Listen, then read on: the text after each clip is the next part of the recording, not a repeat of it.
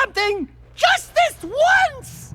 I'm gonna kill Praxis! Jak II, known as Jak II Renegade in PAL regions, is the sequel to Naughty Dog's Jak and Daxter: The Precursor legacy, and honestly seems in many ways more like a soft reboot than a direct sequel, despite very much carrying over the same characters directly after the events of the first game. This is because in a lot of ways, it is a kind of soft reboot for the series. The first Jak and Daxter game dropped in December of 2001, but you know what else came out a few months before it in October of that same year?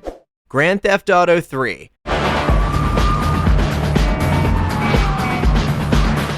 Now, I tend to try and keep my videos as much about whatever game or games I'm covering as I can while avoiding comparisons unless warranted, but there's simply no way of talking about Jak II without bringing up GTA 3 because the entire structure and direction of Jak II was directly influenced by it. The Precursor legacy featured some very impressive technology, like being able to traverse across the entire game's various areas with no loading screens, but after the majority of the development team had played through GTA 3, most of them realized that they could utilize what they had designed in the Precursor legacy to a significantly larger extent and create a far more ambitious game. Not only were Naughty Dog themselves dissuaded from continuing down the direction of whimsical platformers, but even their own conducted focus groups informed them that audiences were increasingly preferring darker, more violent, and mature games. I mean, come on, this was the early 2000s after all. I like to imagine that half of Jak II's dev team were taking breaks to crush some Mountain Dew Code Red while listening to Hybrid Theory and playing GTA 3. It would certainly help explain the hyper-edgy tone of the game, because Jak II cranks the edge factor up several notches, and I love every single second of it. Naughty Dog's desire to make a game with a darker direction was so strong, in fact, that they even considered whether or not they wanted to pursue a sequel to Jak and Daxter at all. But Sony's confidence in the characters and brand they'd established with the first game led the two parties to compromising on a darker, direct sequel being greenlit with a budget of around $15 million.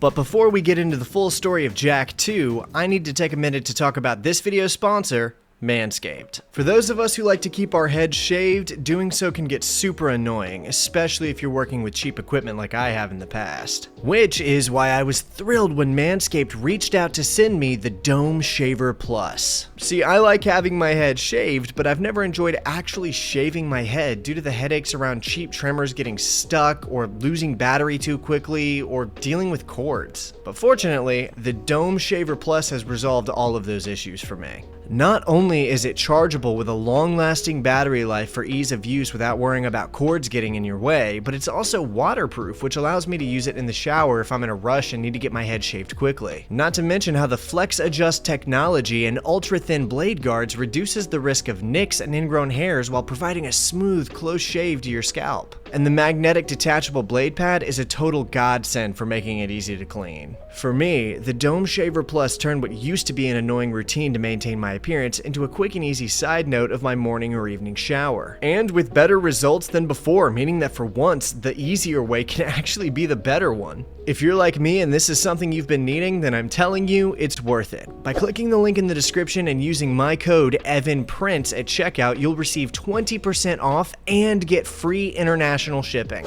So thanks again to Manscaped for sponsoring this video and making my life easier. Now let's get back into it. Whoa! I need one of those!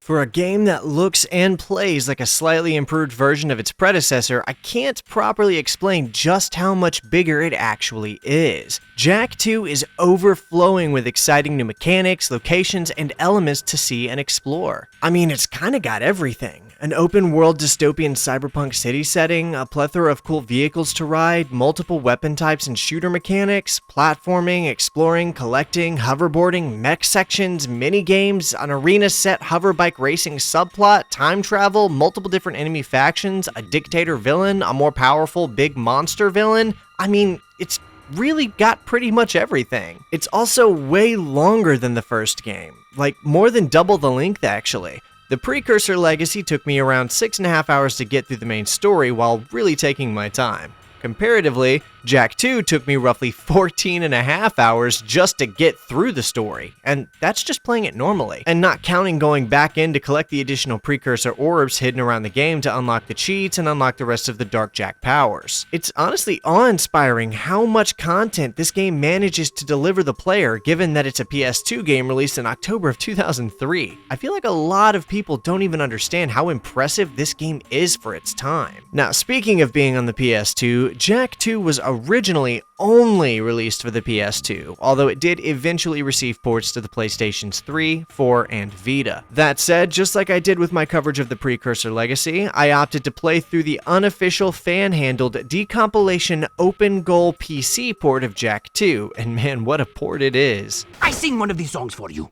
From the mists of time, Mars light would shine. Whoa there, Iron Lungs. Just tell us what we need to do. As of this video's release, Jak II's unofficial PC port is still in beta, and as such has a few glitches and errors, but I encountered such a small number of graphical glitches that it was basically negligible. I mean, I saw maybe 2 or 3 texture errors across my time in the game, and that was it. Although there was a glitch where sometimes booting the game up would launch 2 versions of the game at once for some reason, which confused me. But I'm not sure if that was a port problem or if I just accidentally did that somehow. But either way, it only happened like 3 times, and I just turned off the other launcher when it happened, so it was no big deal. Using the OpenGOAL port, I was able to play through the entire game start to finish while taking advantage of the improved graphical fidelity, high frame rate, and native widescreen support, so I really can't recommend it enough. Of course, I did put some time into the PS2 version as well, just to get a feel for both of them, and there are a few things you might notice being absent from the original PS2 version, such as pressure sensitivity. But really, after playing both the PS2 version and the PC version, I found the absence of such minor features to be totally acceptable personally. Like I said earlier, Naughty Dog brought over the incredible technology from the Precursor Legacy, which allowed them to create the massive explorable open world of Haven City that you're seeing now, and it works almost as if this is what they were striving towards the whole time when making the first game, even though I'm pretty sure that isn't the case. The seamless transitions are still present, and although we have a few what I think might be loading areas disguised as airlocks, there are absolutely 0 straight-up load screens, which means you're in the action from the start of the game straight to the end. Not to mention, it all looks fantastic. Of course, once again, this footage is on a PC running a native 2K resolution and buttery smooth high frame rate, but even comparing it to the PS2 Classic port, you'll see it still looked incredible there too. And the key factor in this is Jak II's brilliant art style. All of the humanoid characters we see are called humans in-game, but of course, they all sport the distinctive pointy ears that give them an almost fantasy-like quality as though they're elven or something. Everything we see has a cartoon-adjacent execution to its design, which has allowed the game's visuals to age beautifully over time. A lot of the animations are still cartoonish and hyper-exaggerated, just like they were in the first game, and there's probably double the amount of animations in Jak II compared to the Precursor Legacy. Hell, there might actually be triple the amount across all of the things you'll be doing in this game. A lot of these animations come in the form of the game's cutscenes, of which there are, again, roughly double the amount. The Precursor Legacy had about 45 minutes of real animated cutscenes across its runtime, but Jak II boasts nearly 2 hours of cutscenes, most of which are significantly more involved and intense than anything we saw in the first game. The need for all of these additional cutscenes comes from Jak II's far more involved story, which, in a lot of ways, almost feels like the real first game and makes the actual first game feel more like a prologue to show what Jak was doing as a child before he grew up into the Jak we play as in this game. Given the significantly larger and more complex storytelling of Jak II compared to its predecessor, I'll have to spend a lot more time on it than I did on the Precursor Legacy story. And naturally, spoilers are ahead. Okay, so Jak II actually picks up shortly after the real ending of the Precursor Legacy showed the gang opening a portal to reveal a blinding white light. Jak, Daxter, Kira, and Samos all worked together to move that massive precursor ring to Samos' hut, where they are preparing to activate it using a device called a Rift Writer that they found with the gate itself. Daxter, don't touch anything! Once they activate the portal, a giant monster comes flooding out of it with a bunch of flying beasts of some kind, like they just somehow started the apocalypse or something. In a panic, Jak starts mashing buttons and sends them all flying through the portal into a wormhole where they end up falling off of the machine and landing in some kind of city they've never seen before.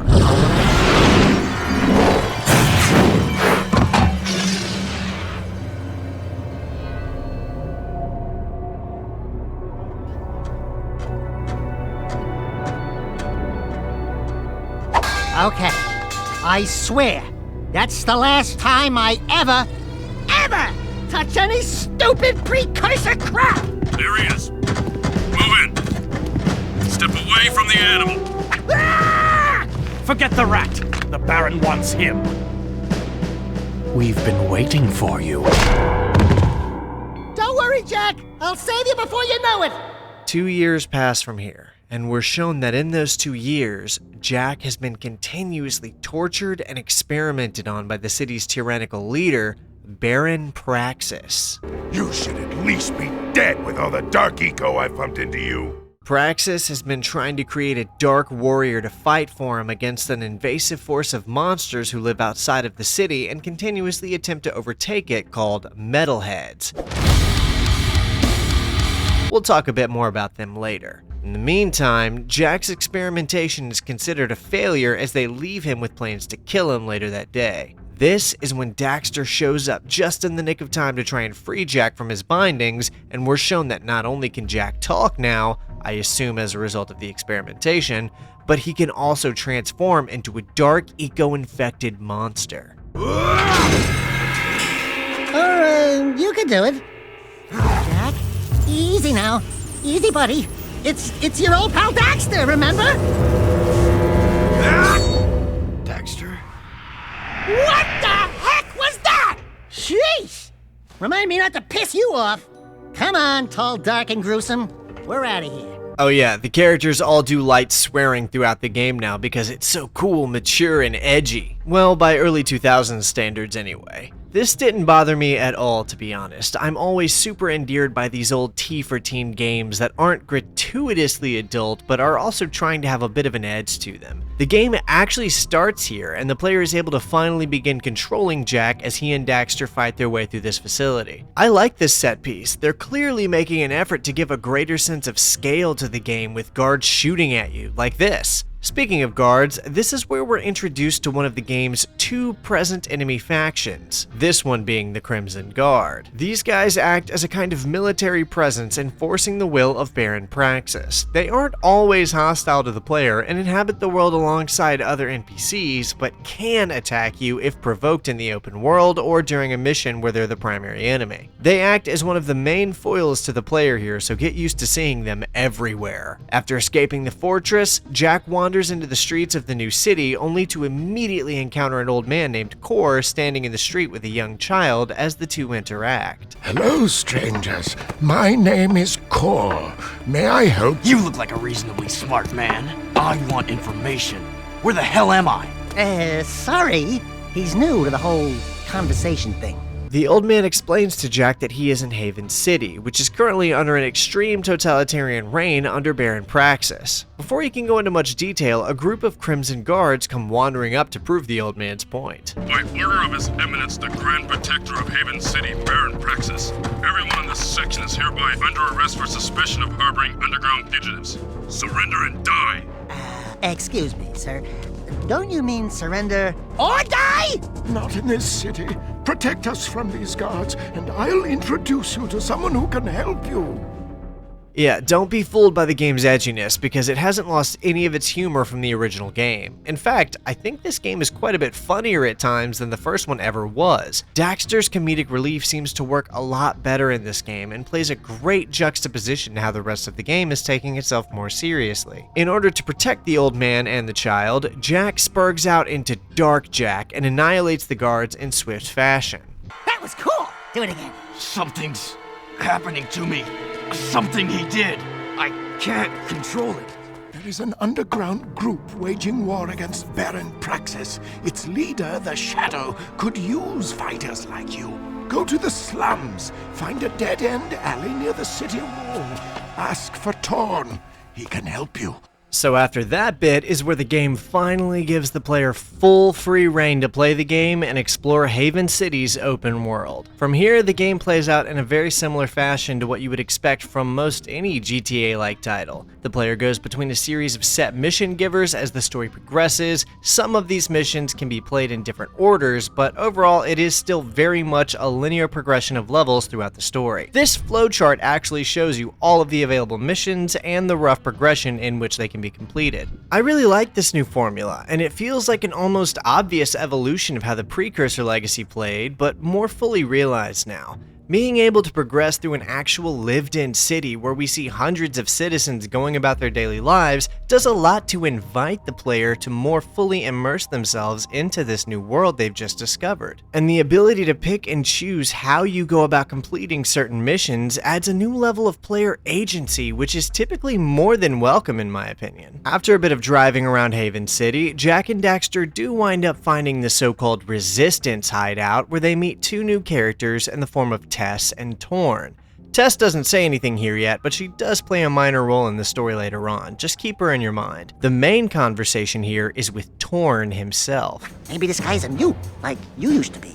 The two talk, and Torn is very distrustful of Jak, but gives him and Daxter the chance to prove themselves by seeking out a banner in a part of the Badlands called Dead Town, and bringing it to him in order to prove both their loyalty and capability. That little throwaway line about how Jak used to be a mute is pretty much the only explanation they give to why Jak talks now, by the way. And you know what? I'm fine with it. I think Jak having a voice of his own helps the storytelling tremendously and is an overall improvement for the game anyway, so I'm calling it a good decision. I'm just assuming that the trauma of the torture knocked something around in his brain and now he can talk or something. Even after they retrieve the banner from Dead Town, the story slows down a bit for a while as the next several missions will be the player running errands and completing a series of minor tasks across various areas in the Badlands. The story starts to pick up again after completing a few of these missions when Torn sends Jak and Dax into the Baron's fortress to destroy a massive munitions depot. Daxter rightly calls out Torn for the fact that he's sending them in alone to do it instead of offering to help, but Jak's vendetta against Praxis makes him approve of it anyway. That's fine.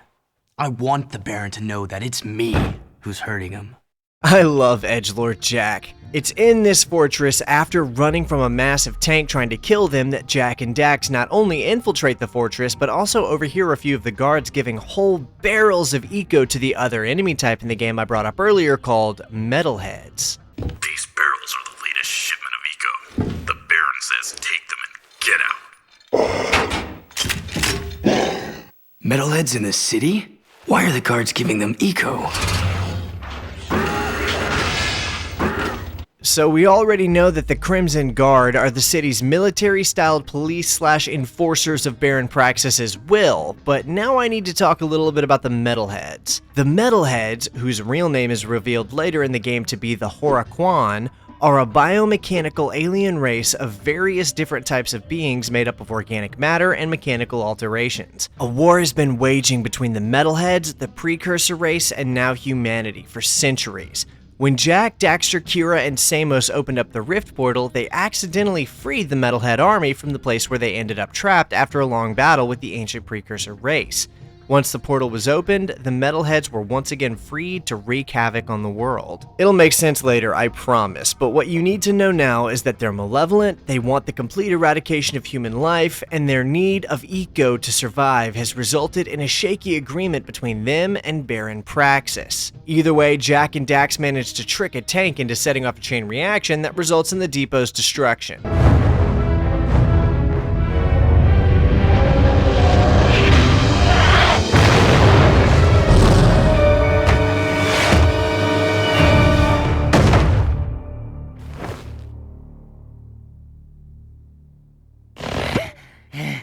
This place has too much excitement. We need to move back to the country. It's after this that the duo runs a delivery job for Torn and ends up meeting a comically obese mob boss who runs a bar called the Hip Hog Heaven Saloon as a front. He's named Crew with a K. Hey, big guy. You Crew? Well, we shook the heat, and your shipment's in primo condition. That's good, eh? Because a cargo of rare eco ore is worth more than 10 of your lives. and of course, I be forced to collect slowly. Crew is one of Jack's various mission givers across the game. His missions often involve Jack collecting items, clearing areas, and so on. The other character is named Sig, a wastelander who works both as a bodyguard and hired muscle for Crew. Sig will play an important supporting role specifically in the Crew subplot, and Jack's relationship with Crew will also be really important to how he's perceived later given Crew's questionable moral standing. Although it is Crew who gives Jack his first gun, which, yeah, like I brought up earlier, Jak II introduces guns. Lots of guns. Well, actually, it's technically only one gun called the Morph Gun, but said Morph Gun can, as the name implies, morph, changing its shape and capability into multiple different types of firearm. I'll talk more about that later, but for now, just know that Jack is packing heat. So Jack does some work for Crew alongside Sig, his hired muscle, as they travel outside the city walls to collect some metalhead trophies for Crew's saloon, and also do some work down in the sewers to clear out some automatic sentry turrets. In exchange, Jack grills Crew for the information he wanted about why Baron Praxis is giving eco to the metalhead enemies outside the walls, and predictably,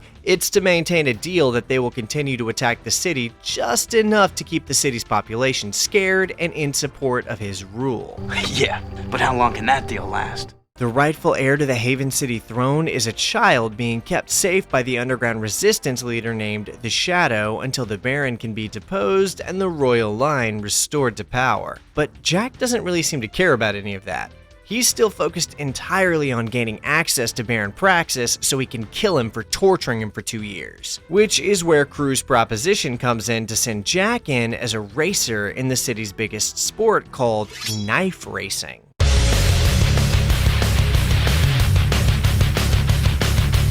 I've already signed your name to save time.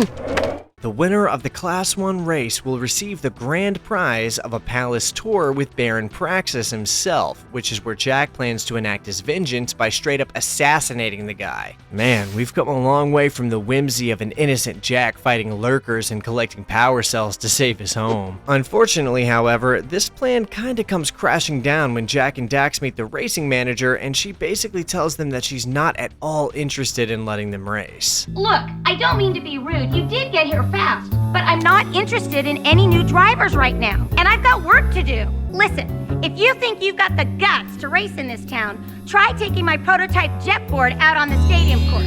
Beat the stadium challenge, and maybe I'll consider you for my team.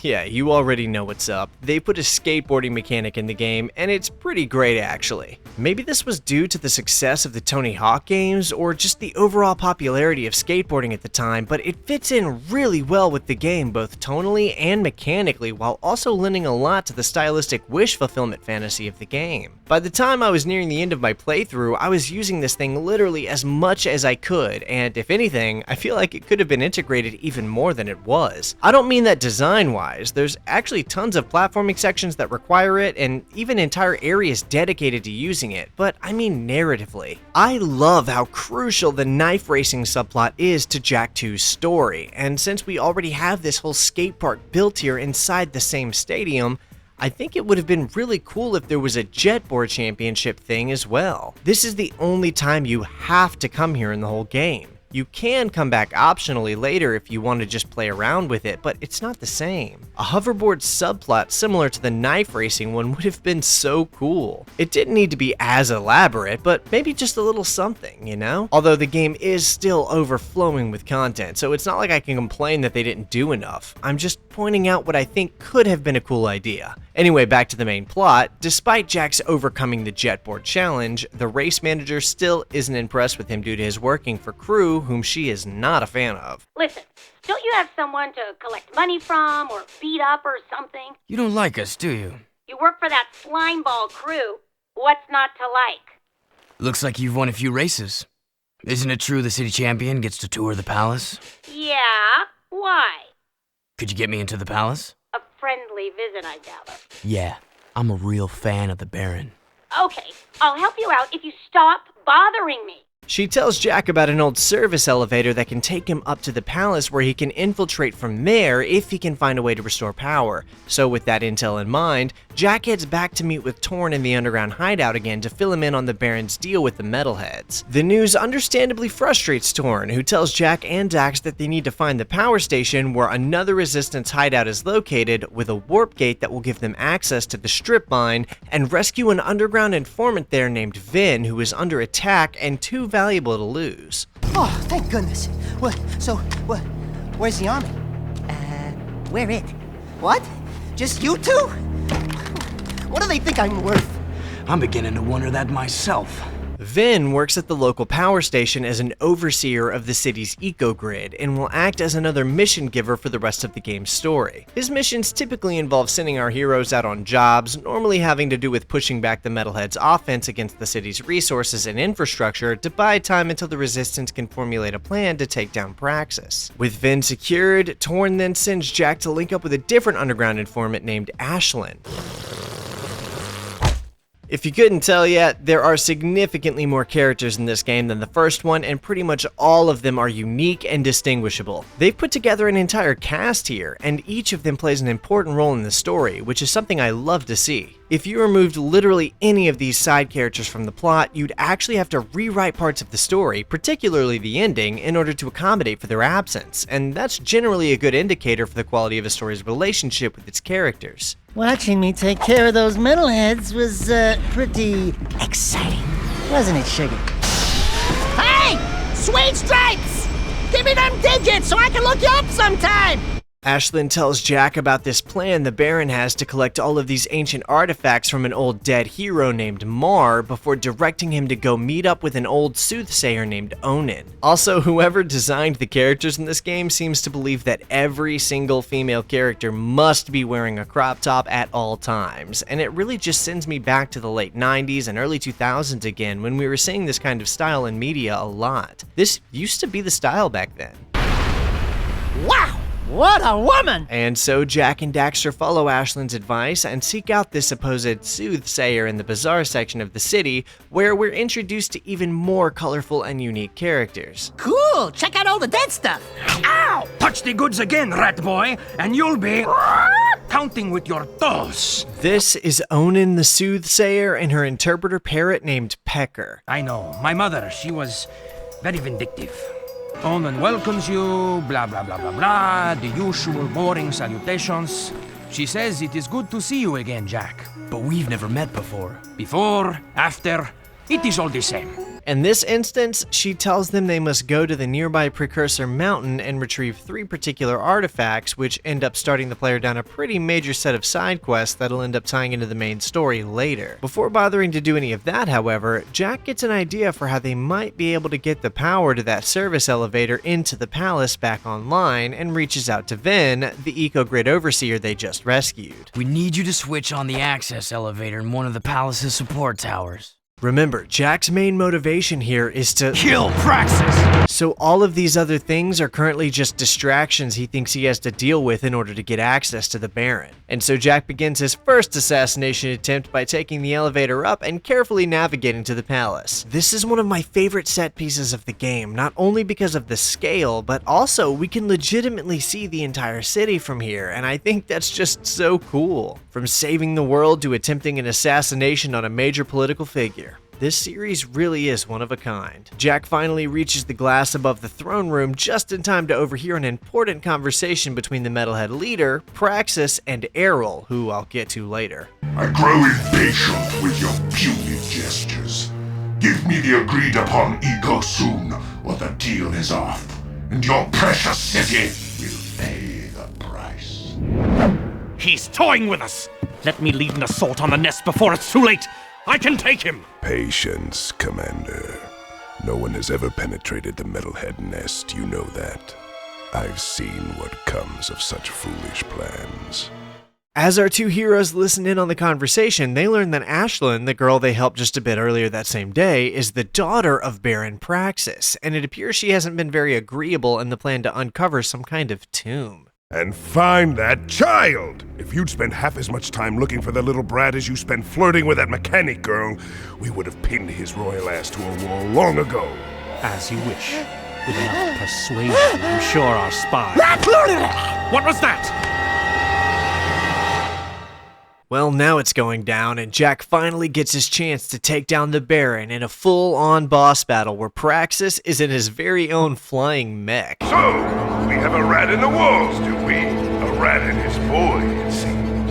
Back for a few more Dark Eco treatments? So far as boss battles go, this is a lot more involved than anything we saw in the first game, and everything about it from the design of the Baron's mech to the smooth rule of 3 based level design of the battle's progression is brilliant. It's also surprisingly difficult. I mean, Jak II's reputation for its difficulty is something I'll get into later, but this single battle took me multiple attempts as I learned his patterns and got used to dodging his attacks. Not to mention the narrative weight of what's going on here. I mean, this guy had Jak strapped to a bed under a mechanical terror device for 2 years, pumping him full of Dark Eco, which we learned in the first game is a corrupting force and even caused Gaul and Maya to turn evil in the first place. So the stakes are very real, and the impact is on full display, not just visually as we fight him multiple miles above the city streets under a darkened sky in the pouring rain, but also narratively as Jak fights for revenge. It's great, and another example of why Naughty Dog was among the very best of video game developers back then.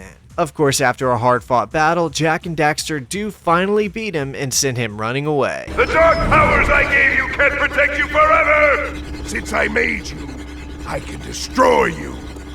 We'll meet again soon! Yeah, whatever. Bye-bye.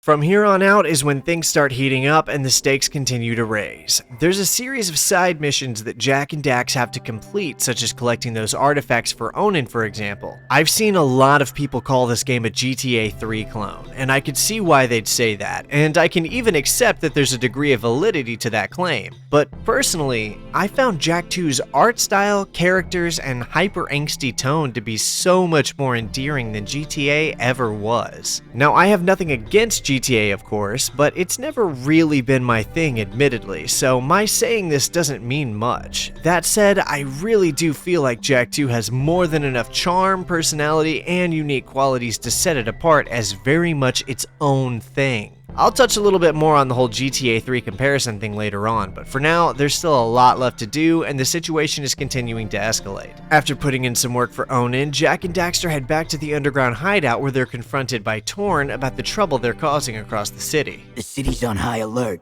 What the hell did you two do? We see more of the child, who is meant to take the throne once Praxis is deposed, and are also informed that the Metalhead army is mobilizing for a much larger scale attack than they've previously attempted. Jak then confronts Torn on his connection to Ashlyn, given she's the daughter of Baron Praxis, and Torn just avoids the question outright and assigns them another mission. This results in Jak and Dax heading back into the Badlands outside of the city to clear out a Metalhead occupation of a supposed sacred site that the Shadow, whom Jak and Daxter still have not met yet, needs to keep safe.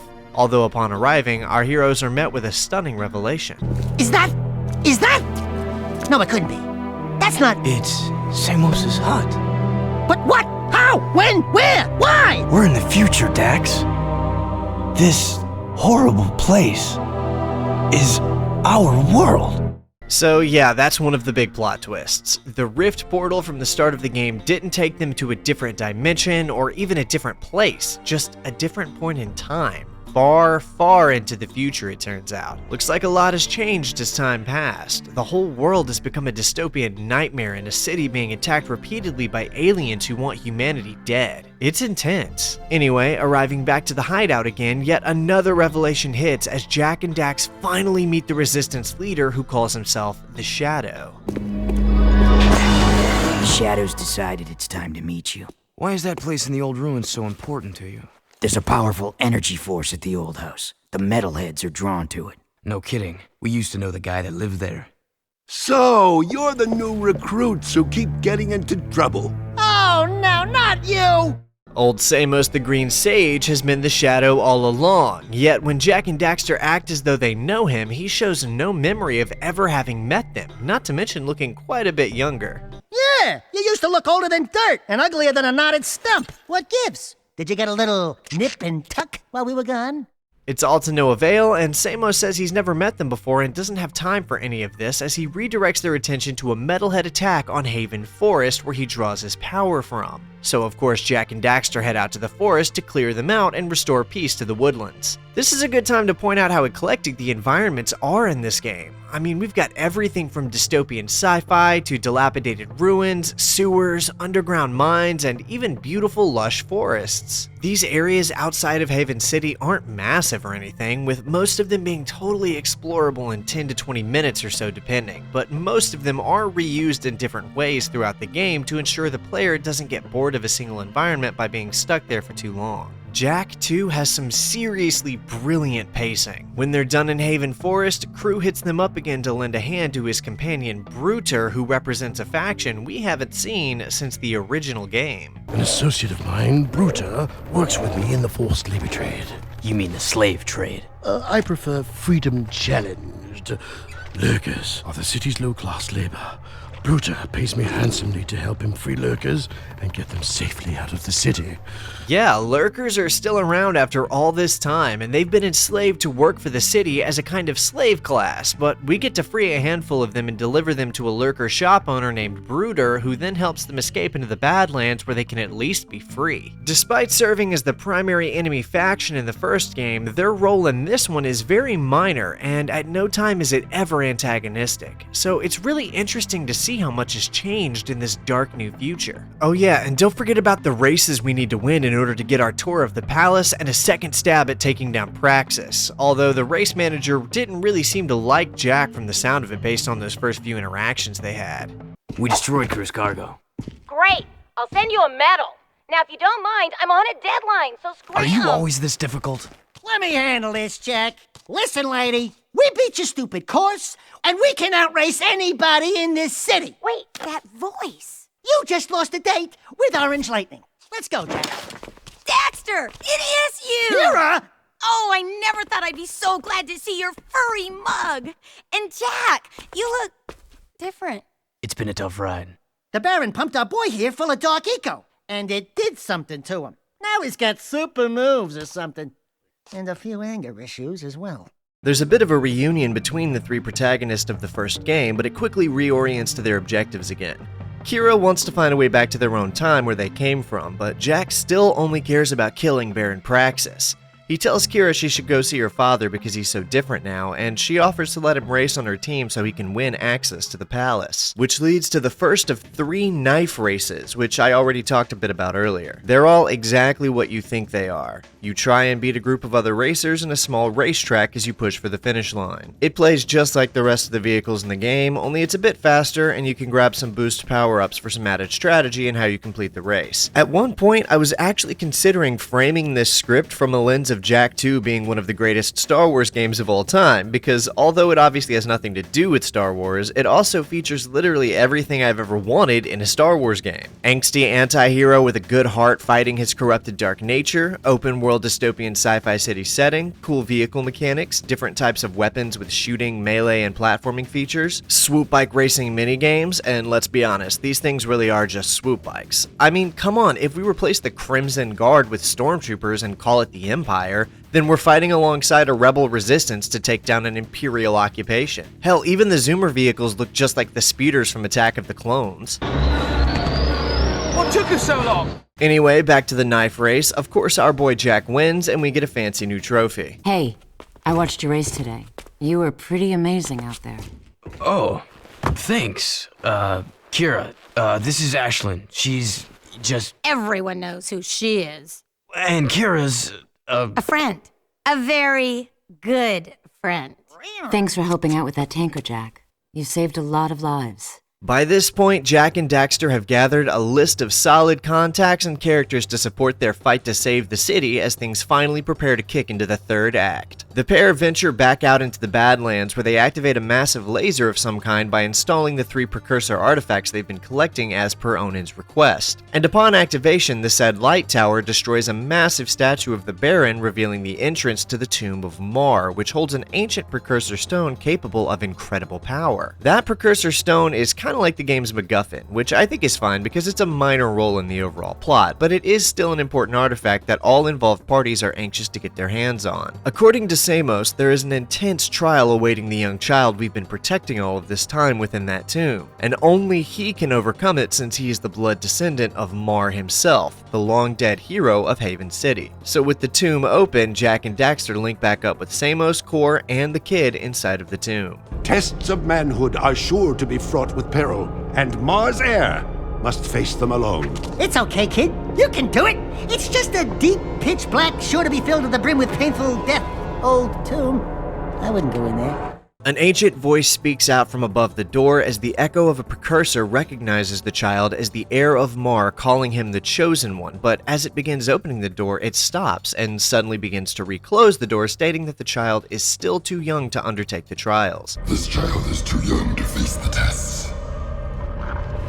What? No! Do something, Jak!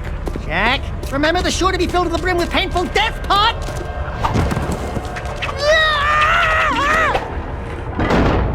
Trapped in an ancient underground tomb, Jak and Daxter have to face a series of different challenges from puzzle solving to platforming in a shockingly difficult section of the game. Not to mention a cool chance to play as Daxter in a series of Crash Bandicoot throwback sequences running from a giant boulder. It's not just a boulder, it's a rock. And then running from an enormous arachnid. These sequences are also really hard, just like everything else in the level, and took me so many attempts to finally overcome them. It is kinda cool that we got to play as Daxter by himself for a bit though. After the two reunite, they finally find the precursor stone as another giant statue reveals some lore about the metalheads and how they wiped out the precursors. He also talks about the ancient hero Mar having fended them off to found Haven City. The big emerald on his chest is the so-called precursor stone, supposedly imbued with ancient power. So it's convenient that before Jak can grab it, Baron Praxis comes flying in, steals the stone, and sets the stage for another boss battle with him. Now I will gain the power I need to crush my enemies!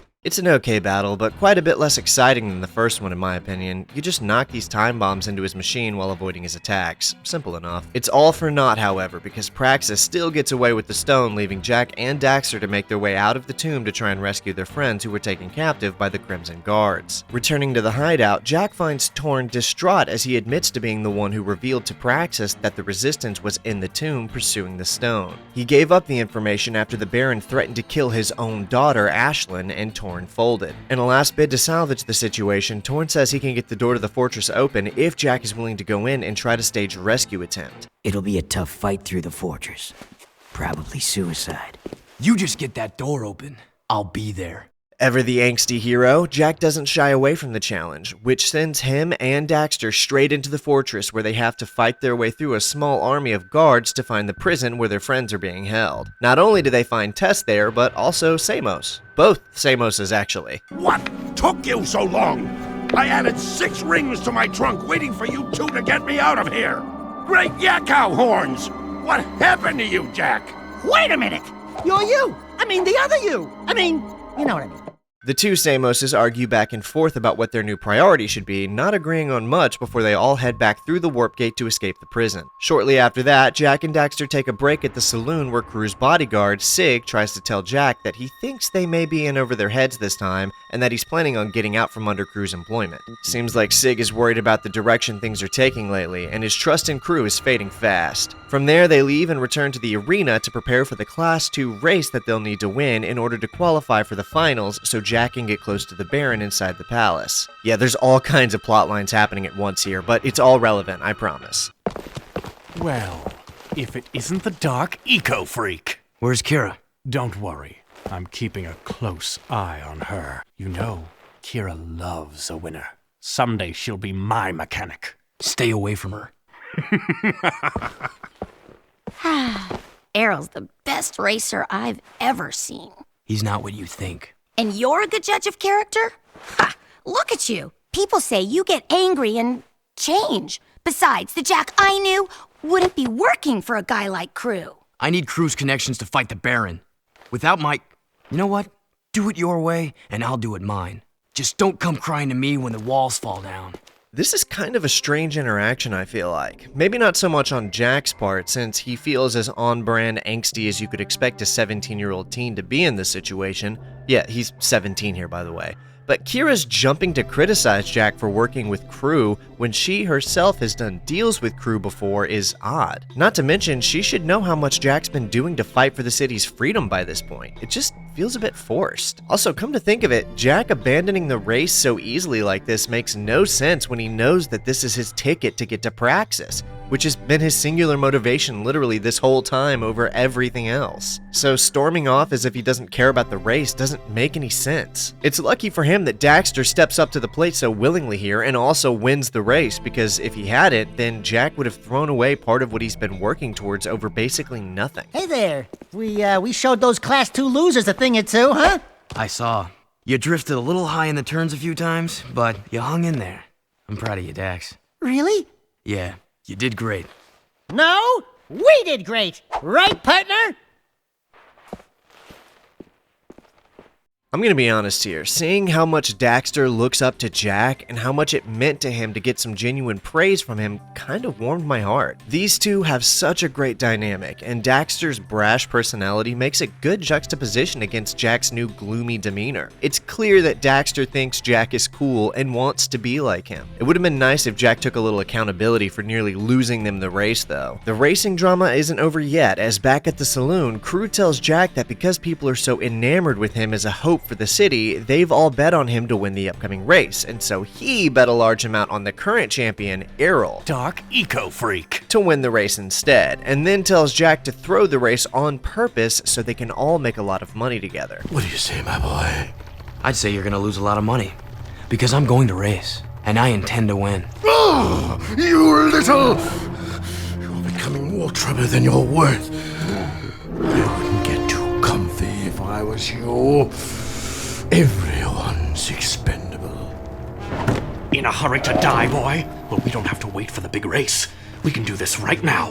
One-on-one, through the city, using accelerator rings. Hit every ring from start to finish.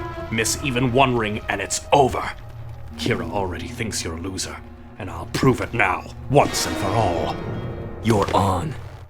Yeah, so these two race through the literal city against each other for no stakes, just to raise the dramatic tension between the characters. There's no Jack novelizations, but this whole story really feels like something out of a young adult's novel, and I say that endearingly. After showing Errol what's up, Jack claims victory, and Daxter throws out what's probably one of my favorite new insults of all time. You were bottle-fed, weren't you? With that done, Jack and Daxter are told to go back out to Samos's old hut again and retrieve something called a life seed, which he has been preparing since all the way back in the past before they were thrown into the future. This life seed is what will allow his younger self to attain the green sage powers that he now has. No idea how the other colored sages got their powers or life seeds if they take this long to prepare, since they all seemed to have had their sagely powers for a while already in the first game, but I guess we're just not supposed to think too deeply into it. So, let me get this straight. It's fair to say that by bringing your younger self the life seed now, we helped you become the sage you are today. We helped you get your powers in the first place. And you never thanked us? Thank you, Daxter. Now go do it! Young Samos meditates on the life seed and receives a vision for what Baron Praxis plans to do, as it is revealed to him that Praxis is going to try and crack open the precursor stone, which will basically wipe out all life on the planet. Somehow. The story has gone off the rails at this point, and believe it or not, I'm only giving you the parts that I think are needed to fully grasp the plot here. I've skipped over probably half a dozen or more missions that are less crucial just to make it easier to follow and keep it tight-knit. As Jack and Dax go to prepare for their final race in the arena, Kira reveals that she's constructed a replica of the Rift Rider that took them into the future at the start of the game, but that she's missing two key components to make it work. The two things she needs happen to be ancient artifacts that Crew recently paid Jack to recover for him, so Jack already knows exactly where they are, and assures Kira that he'll get them from Crew and make sure she gets them. Also, the two make up after that small fight from before, so that didn't matter for long. Well, here goes. The race of my life. Jack, I just wanted you to know, well, you're the best racer I've ever seen. Hey, what about me? I helped get us here. Do you want to drive? Against that crazy loon arrow? No way! You got the handlebars, brother, and you'd better keep us alive or I will never speak to you again. Obviously.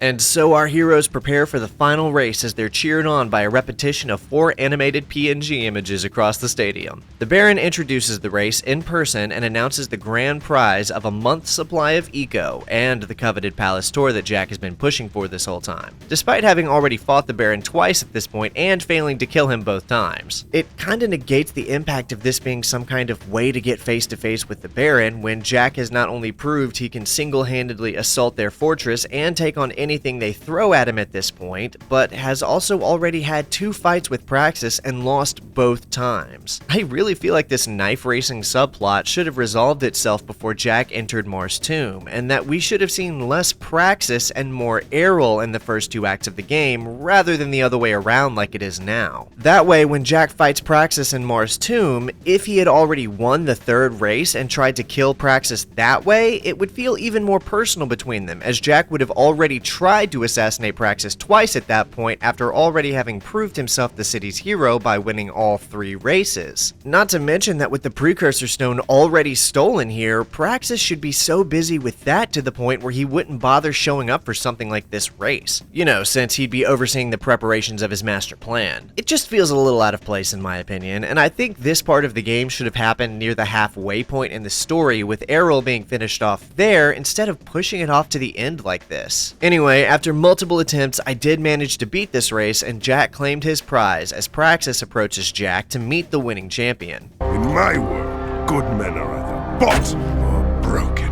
So which is it going to be? Surprise. What? Just a little closer. We need to talk. Fool! Don't you get it? It's over, Jak.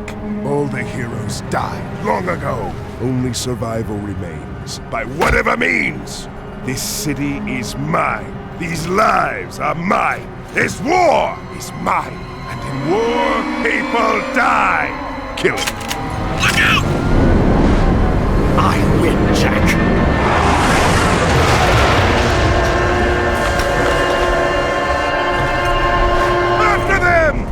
See, I feel like that would have been a much more satisfying mid-game climax instead of being the inciting event of the end-game climax like it is here. Errol basically isn't even in the first 2 acts of the game beyond like 2 scenes, so it just would have made more sense to prioritize him as the early game villain rather than shoving all of his relevance into the 3rd act where he ends up being overshadowed by everything else that happens right after. Nevertheless, we're in the end game now, and Jak just got his hands on the passkey he needs to access the palace directly, so obviously he literally stages a one-man assault on said palace. And man, you can really tell the game is about to end because this level is one of the hardest ones of the game and features some of the most challenging platform bits I've seen so far. In the palace, Jak is confronted by Ashlyn, who accuses him of betraying their fight against the Metalheads by opposing her father's plan, and he has to inform her that if Praxis cracks open that Precursor Stone, it'll blow up the entire city. Although she doesn't believe what he's saying at first, so she calls their scientist friend Vin for confirmation. What would happen if the Precursor Stone were to be, say, violently cracked open? Great. As if I didn't have enough to keep me awake at night, you give me one more thing to dread. Thank you very much.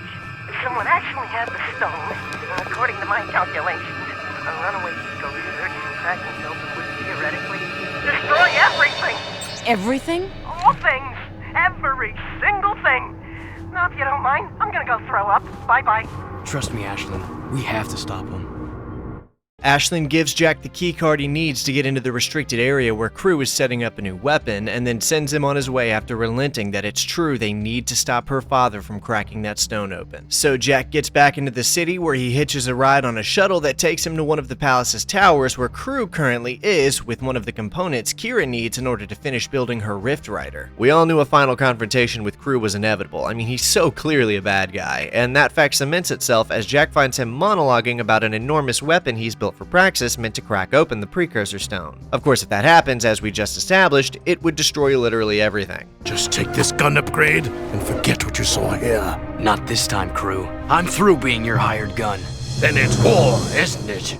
Another boss battle happens here as Jak fights off hordes of deadly crew holograms atop the tower overlooking the city in another spectacle of a boss fight. Mechanically, it's suitable enough, but the sheer scale of it is once again right on point. This is a great sequence. The handling of crew in this game is one of my favorite aspects about the narrative. There's nothing subversive or surprising about it, but that's exactly what I like about it. We're introduced to him early on, do multiple jobs for him across the game as he feeds us information and gun upgrades, and he turns out to be working with Praxis to fulfill his plan, which ends in Jak having to kill him. This is cool to me because crew isn't directly tied to the main story for most of the game, but still plays a pivotal role within it, if that makes sense. He's like an outside party whose involvement is integral to the plot, but his only motivations are to make money and build big guns. He has nothing to do with the Chosen One plot, he doesn't care about the Resistance, occupation, or even the brewing war with the Metalheads. I think the narrative's biggest strength is how unique and colorful its characters are, and how they each play their own part in the various interconnected threads of the story while not necessarily being present in every individual thread. With crew down for the count though, Jak throws out a one-liner and Daxter ruins it in the best way possible. Is it too late to give my notice? Yeah, we quit! The city is already dead. I've sold you all out. Jak, I think maybe we should be anywhere else just about now! Ashley? We're out of here.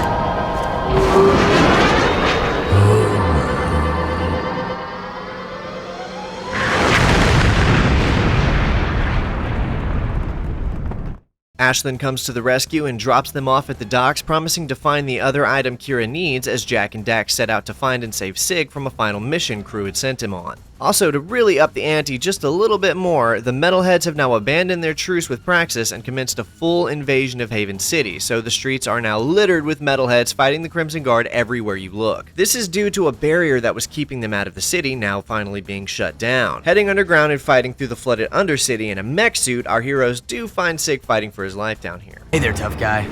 Get your skinny ass over here and start shooting. Man, was I set up. Crew sent me down here to open some old doors with that ruby key you found. And when I did, metalheads came streaming in from some passage outside the city walls, just like they were waiting for me. There's one. Crew's dead. Yeah? Well, he's lucky, because he would not want me to catch him alive. The Metalheads must have promised Crew plenty for him to betray the whole city like this. Let's get out of here. So Crew sent Sig down here to die basically, and in the process provide the Metalheads the avenue they needed to infiltrate the city. And the glaring issues with the game's checkpoint system are on full display in this area as we try and flee this giant centipede creature and I kept falling and dying. I'll talk more about the checkpoints later, but man, this part was frustrating. Either way, it's a short path out of this underground chamber to the elevator back into the city after saving Sig, and he has a plan for how they can take down the Metalhead leader and save the city once they're out. We find a way to juice up Mars' old gun, and then boom, baby! We storm the nest, guns blazing. Hell, we'll take them all on together. You and me, side by side. Nothing'll stop us, cause we're...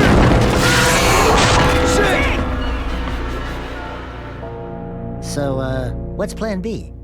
Well, that made this whole mission feel like a waste of time. With Sig apparently in the dark, Jak and Dax head back to relink with Kira and the two Samoses who believe the Rift Rider has been completed and are ready to take the device into the Metalhead nest where the Rift Ring is located so they can get home. As it sounds, however, there are a couple of issues with that plan, notably the fact that there's no way into said nest, and also, how are they going to get the machine in anyway? Well, as it turns out, Brooder, the lurker we've been helping to free his enslaved kin, currently has a massive balloon lift, which amusingly looks exactly like something we would have seen in the first game back when Jak used to fight lurkers. The two green sages use their powers to levitate the machine onto the balloon where it takes off towards the nest. The open world has pretty much been ravaged at this point, as you'll see way less cars in the air and hundreds of metalheads fighting the guards across the whole city. I'll admit, they did a great job of making this feel like a climactic finale. Before Jak can meet with the team at the nest, he gets a call from Vin saying there's something big going down at the construction site and that he needs to head there at once. What Jak finds when he gets there is the old man who's been helping the Resistance named Core confronting Baron Praxis.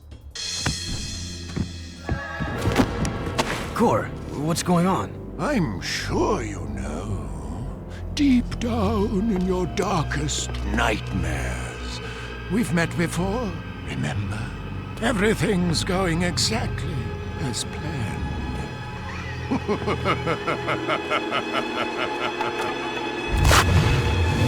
Jak! It's the Metalhead leader!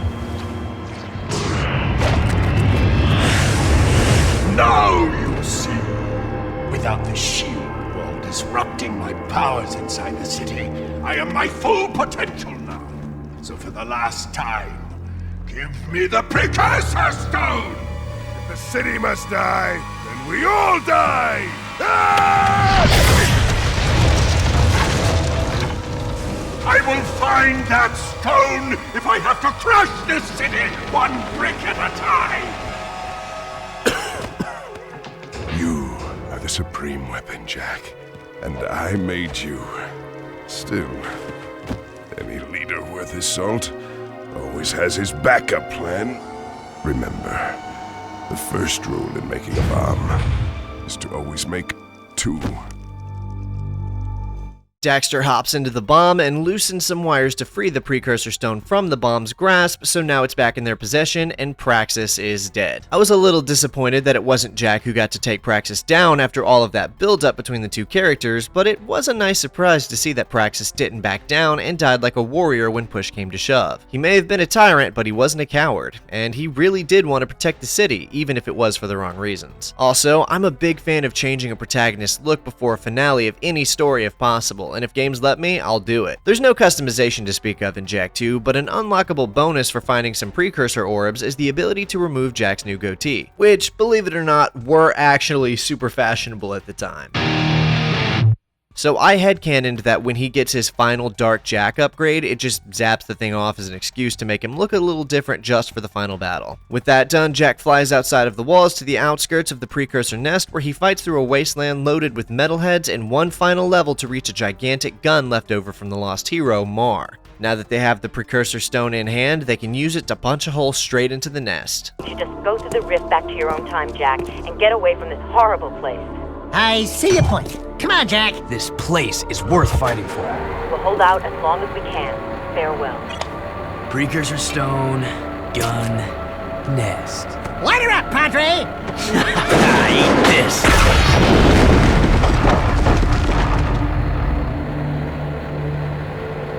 That ought to wake him up. Let's go take care of business. And so Jak fights through an enormous amount of these creatures in a pretty damn interesting final level, I have to say, until he reaches the Metalhead leader. The monster has the child trapped, the last real heir of Mar, as he reveals the truth about the young boy's identity. Don't you recognize him? The boy is you, Jak. And this place, this is where you began, in the future. But how? You were hidden in the past on the hope that you would gain the skills to face me today. But Onin was wrong. Now that you've been altered with Dark Eco, the stone will never open for you. Your younger self, however, still has the pure gift. He alone can awaken the stone and the precursor entity which sleeps inside. Yeah, the time travel stuff is where the plot gets pretty convoluted, and the Jak being born in the future and sent to the past bit opens up several plot holes between the games that can be pretty hard to work around. Core, the Metalhead leader, tells Jak that the secret of the Precursor Stone is that it's a precursor egg and contains a precursor entity within that he intends to feed on, and in doing so finish his quest to eradicate them entirely. I think you're forgetting one little thing, Metalomaniac. We've got the Precursor Stone! Not for long!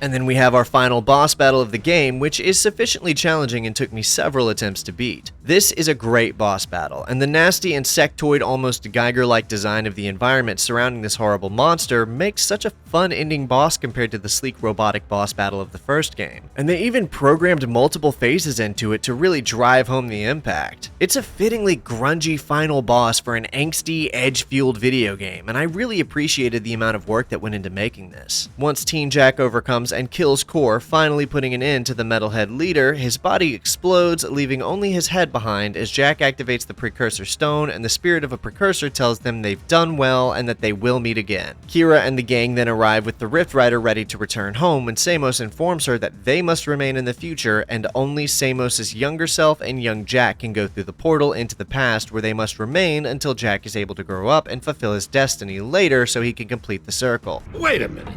It's you. I mean, it's me. I have to take him back and watch over him, don't I? Ah, grub roots. Talk about being in the wrong time at the right place. Hey kid, You take care. Oh, and trust me on this. Stay away from any Wumpy nest on your 9th birthday, okay? I sure hope I built this replica right. I don't know if it... It's perfect, Kira. This is the very machine we found, or will find later. What? I just built this. After seeing the first one, I mean. It's based on what I remember from before. Honey, the more you think about it, the more it hurts the head. I'll take good care of the child. And don't worry. I'll be back in time for the celebration. Farewell! Thanks, Amos. Without you... It's funny. The boy won't remember any of this. No. I do remember the light. We get a good amount of in-game resolution too, which is nice. We see Torn and Ashlyn have a thing going on as they go to a celebration party at Crew's old saloon, which is now owned and operated by Daxter himself as he renames it to the Naughty Otzel. Also, Sig survived, somehow. It's not made clear, but he's back just in time to celebrate, but conveniently managed to dodge having to participate in the final battle. There's some not-so-subtle sequel baiting, but overall, I think pretty much everything is resolved and wrapped up in a super satisfying bow for the story they wanted to tell here. Also, the game is dedicated to Morgan, which I looked up and turned out to be the mascot dog that Naughty Dog named their company after. This is Morgan. It just felt important to show her since this game is dedicated to her memory. That's a good dog right there. Metalcore and his menace are history, and somewhere out there, an ancient race has begun again. As for the story of Jak II, I think it's pretty great actually. I mean, it's definitely a little too convoluted for its own good, and opens up more than a few plot holes. If Jak is 17 and Kira is 16 when this game takes place, and Jak is already a few years old when he and Samos go into the past, then Kira clearly can't actually be Samos' real daughter, and he must adopt her when he gets to the past, right? But whatever, I mean, as mature as the game tries to play it sometimes, this is still very clearly a young adult story for teenagers to enjoy, and I love it for that. The number of plot threads woven throughout the player's time in Haven City offers a vast array of eclectic subplots, characters, and locations to experience and explore. It's ambitious, cinematic, and most of all, it's just really fun. With that said, we still need to talk about the gameplay. Great. More mucking in the mud. I hate to burst your bathtub bubbles, baby, but that ain't just mud down there. A lot of the core Jak II gameplay mechanics are carried over straight from the first game. Jak still has all of the same movements and melee attacks like the punch and the spin kick, but where the game really shines is in its new additions. The first of which I want to talk about being the Dark Jak mechanic. As we've covered, it's a pretty crucial plot point that Jak was experimented on to pump him full of dark eco in order to give him the ability to transform into a monster with more speed, strength, and resiliency to make him a more formidable warrior against the metalheads. I really love this idea, and it fits super well with the game's setting and tonality, but its implementation misses the mark in a few ways in my opinion. First off, you really don't ever need to use it. I actually consistently forgot I could even do it through the majority of the gameplay, and there are literally 0 instances in the gameplay that ever require it. The whole mechanic being so optional feels strange, since it plays such a role in the plot, and even has a built-in side quest to visit an oracle who can grant you multiple Dark Jak power-ups and make it more powerful, but again, you literally never need to use it. And the times when I thought about using it, I'd second guess it because I'd think to myself that I might get a better opportunity to unleash it soon if I hold off, but that was pretty much never the case. The reason for this is that it just takes way too long to charge it back up. You have to collect dark eco orbs throughout a level by smashing crates and killing enemies, but it charges so slowly that I felt de-incentivized to use it because of how long it would take me to get it back. I can see why they may not have wanted players to spam it or rely on it being the reason for making it take so long to charge up, but this alternative ended up making me just never really use it. I think this is such a shame because I love the idea of the Dark Jak ability. It's honestly such a great feature with some really cool capabilities that I didn't even find until after I'd already beaten the game. Like how you can turn into a giant version of Dark Jak and even do the slow-mo ground pound.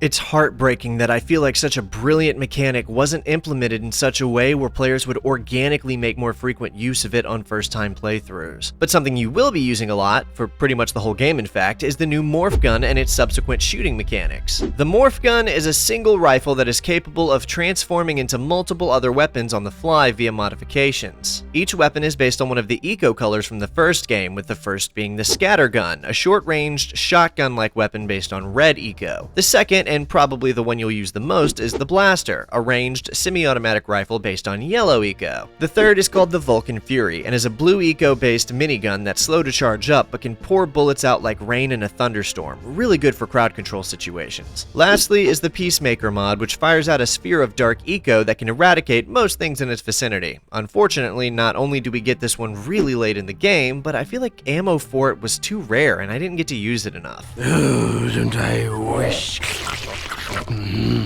Overall though, I feel like the inclusion of gun mechanics was a great idea and makes combat way more fun. Collecting ammo is far more rewarding and gives more reason to break open boxes than the first game had, but one major problem is that the aiming is really bad and frustrating to deal with. There does seem to be a kind of soft auto-aim, but I wasted a lot of ammo and took a lot of damage just firing off randomly in the general direction of my targets hoping to hit them. The first game had a manual aim function for its ranged fireball attacks, but this game seemed to lack that for some reason, and there were some sections that would have really benefited from the ability to manually aim. And something I brought up earlier but haven't really talked about yet is the Titan mech suit. It only shows up a few times in the later half of the game, so the player really doesn't get to use it all that much, but it's still shockingly well done considering the small role it plays. You can use it to punch through walls, carry rocks, and even walk around underwater for brief periods of time. It's another one of those things that the game could have easily not included and it wouldn't have made a difference to the game's reception, but by its inclusion, diversifies and improves the gameplay experience so much just by making it all feel that much more varied and exciting. Just another indicator of the incredible scope Naughty Dog was pushing for on this title. Alright, now there's no avoiding it anymore. I gotta talk about the vehicle mechanics of Jak II. Driving, or flying I guess, is an unavoidable aspect of Jak II's world, and given the fact that GTA 3's heavy influence on this game's design means you'll be flying around for nearly 50% of your playtime, it sucks to say it sucks. No, really, the actual driving part of this game is something I'd call one step above abysmal. It's more often than not totally void of fun, and the worst part is, it could be pretty much completely rectified by making two minor changes that I can't believe weren't made during playtesting. The first change would have been the addition of a handbrake, which I was shocked to learn wasn't in the game already when I started playing. I even tried to look up how to use the e-brake online to see what button it was since I couldn't figure it out, but then I learned it wasn't there to find, and I'm telling you, this game needed it. You'll spend so much time trying to not go fast so as to not smash into a wall or collide with another vehicle because you are effectively enslaved to however much momentum you give the vehicle you're driving. I prefer freedom challenged. If you're going too fast, there is zero way to control the momentum, which, when paired with the insanely floaty feeling of the vehicle's drift, makes it all so unsatisfying to deal with. All of the different vehicles control pretty much the same as the Zoomer did in the Precursor Legacy, but that's for the worst because while in that game you had tons of open space to roam around, with the exception of a few meticulously plotted linear routes, this game is packed with narrow alleyways and super tight turns that basically demand the use of a handbrake, which isn't in the game. It's mind-boggling that they shipped it like this, especially with how much driving you have to do between the various side missions that require it and the overall navigation of the open world. The second change they could have made to improve the game is to reduce the overall city traffic by like 15%. There's way too many other cars on the road at one time, and it doesn't even seem possible given the size of the city that there would be this many cars flying around at once. How are there even this many people alive here? I could barely move around the city with any degree of speed or fun without colliding with another vehicle and exploding. The whole ordeal was just immensely frustrating, and I really feel like the game would have been so much better if they could have fine-tuned the driving just a little bit more. And while I'm talking about things that needed a little more fine-tuning, I've got to talk about Jak II's difficulty. Like candy from a baby.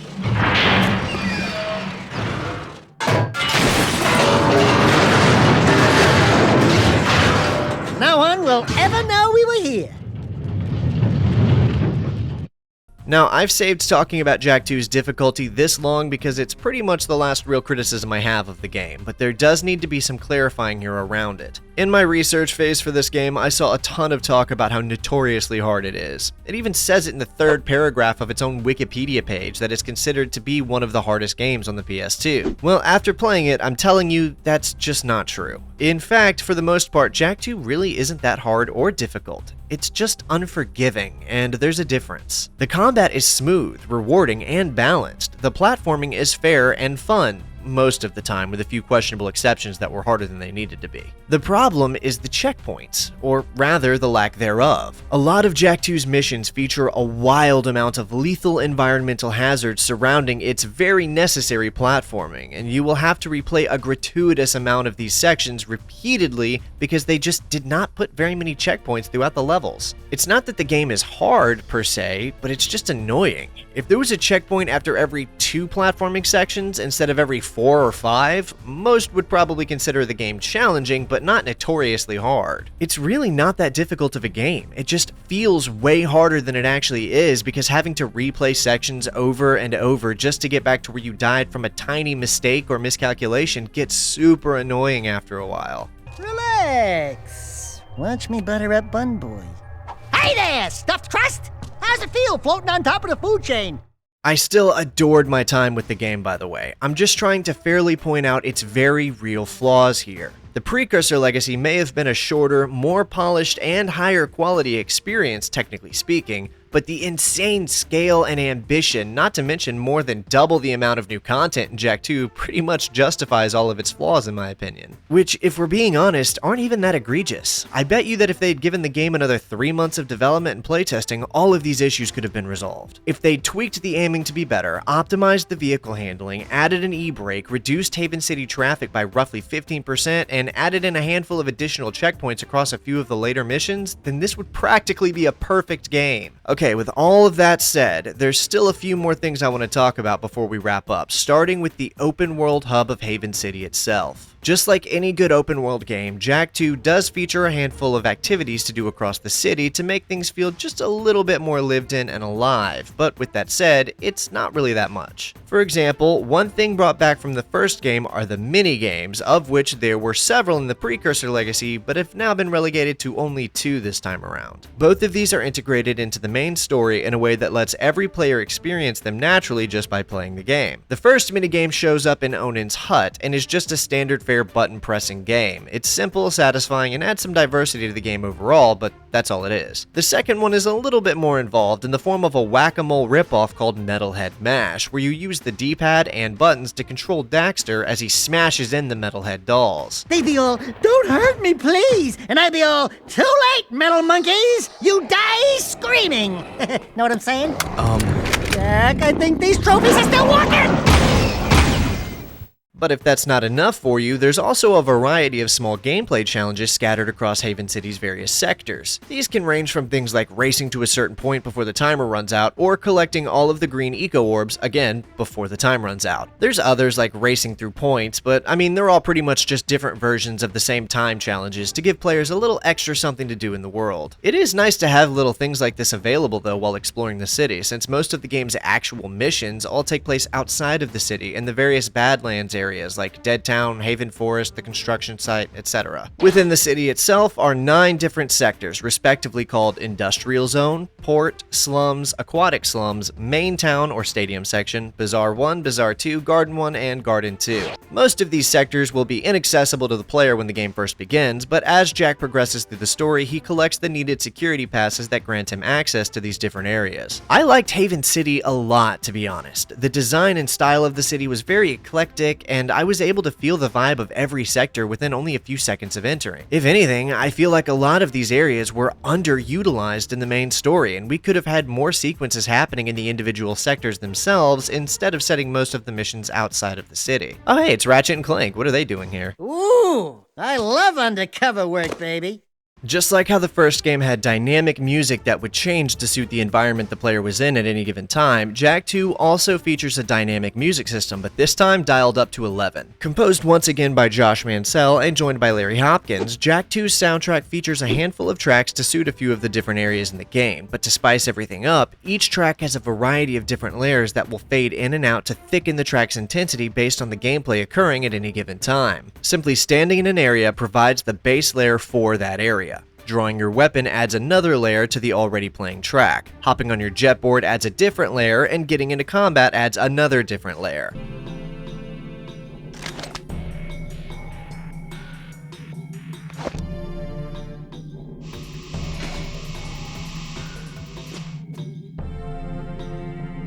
Turning into Dark Jak adds its own layer as well, and there's even multiple different instrumental layers for various degrees of combat depending on how much danger the player is in. When put together in a highly dangerous situation with weapon drawn or Dark Jak activated, the version of the track playing could be running multiple different ever-changing layers at once. This is easily one of the coolest dynamic soundtracks I've ever seen in a game, based on the incredible quality of each track and the sheer genius of how each layer interacts with one another to create such varying musical experiences that are determined both by the world and the player at any given moment. I am so impressed by the audio work that went into this soundtrack, and I'm actually kind of shocked more games don't do things like this. I'm working on it. Yeah, we're working on it. I played Jak II for the first time roughly 2 or so years ago, but I only made it an hour or two in before stepping back to do other things. Having finished up my time with it now and experiencing everything it's got to offer, I'm just happy to say that it's probably one of the best games I've ever played. Yes, it's really annoying in certain parts, and it's got some deeply flawed mechanics, particularly the driving and checkpoint systems. It's also got a few plot holes, and in general, I typically just do not like time travel stories because they start screwing up consistency and creating issues, but the time travel thing is more of a secondary plot point in this game, so I kinda just let it go. I love angsty Jak, and while I found Daxter to be a little annoying and entitled in the first game at times, I adored his character in this game as we saw some aspects of vulnerability between him and Jak, and as he was tested in more ways this time around. Sure, he's got his personality flaws, but we get to see glimmers of his deeper self that endeared me to him, and his comic relief is much more welcome amidst the darker plotline. Baron Praxis makes a great villain, and his comedically ridiculous propaganda lines constantly blasting across the city made it so easy to villainize him and enjoy pursuing the conflict. Although I am a bit sick of Clancy Brown's voice now. Safe inside the walls. Nothing so far. Defy and die. Welcome to Haven City. All laws are enforced for your safety. Cora was a little bit more one-note as a villain, but played his role super well as a more esoteric force of chaos rather than a self-serving tyrant. All of the characters are so exaggerated and over the top, but they're also fun, lovable, and endearing, even the bad guys. But the biggest thing I loved so much about Jak II is how it really managed to nail that kind of wish fulfillment fantasy I think we all have as kids, to be whisked away into some exciting other world where we're the hero fighting an authority that threatens to suppress our people as we prove ourselves the hero by fulfilling prophecies and winning races. Playing it took me back to being a teenager again. I mean, think about it. This game is really no different than any other young adult fantasy. Star Wars, Harry Potter, The Hunger Games, The Book Thief, Divergent, etc., on and on. It's all just that sense of fulfilling destiny in a dystopian world where our hero does a bunch of cool things and deals with drama while taking down the bad guys. That's how Jak II is best played in my opinion, and I love it for that. It's just a stupid, fun, angsty teenage wish fulfillment story. Speaking of which, Sony might actually be leaving money on the table by not trying to adapt this game into an animated movie. I know the Ratchet & Clank movie didn't perform like they'd hoped it would, but this particular story is a lot more in line with young adult audiences than that one was, I feel, if they were to remain faithful to the characters and plot. Kill metalheads? Get toys? Sounds good to me. It's one of my favorite things when I get to play through and make content about a game that I genuinely ended up loving like this, and Jak II was a blast for me. It's one of the most rewarding video games I've gotten to play due to its massive array of offerings, fun over-the-top characters and stories, and provision of a compelling world to dive in and fight for, which kinda caught me off guard since so much of the dialogue around this game, particularly from fans of the first one, is that it's just some GTA 3 clone that lost the charm of the original. Calling it a GTA 3 clone unfairly dismisses everything that makes it special. I'm not saying it didn't borrow its core from GTA 3, it very clearly did, but the game that Naughty Dog built around that core is so discernibly special that I've never really played anything else quite like it. Least of all a GTA game. I've heard from others about how great Jak II is for a lot of my life, but only now can I finally say I get it, and they were right all along. Jak II is easily one of the best video games on the PS2, and possibly one of the greatest video games of all time, just due to how much it achieves and the experience that it delivers to players. Between its edgy over-the-top story, exciting new world, its genuinely rewarding, albeit unbalanced at times gameplay, and massive amount of varied content, Jak II really is just one of those games that I think will likely continue to stand the test of time. It's not perfect, but it doesn't need to be, because it's still awesome. You know, the kid grows up to be a handsome hero. Hey, that's enough for you, lady. I'm cutting you off.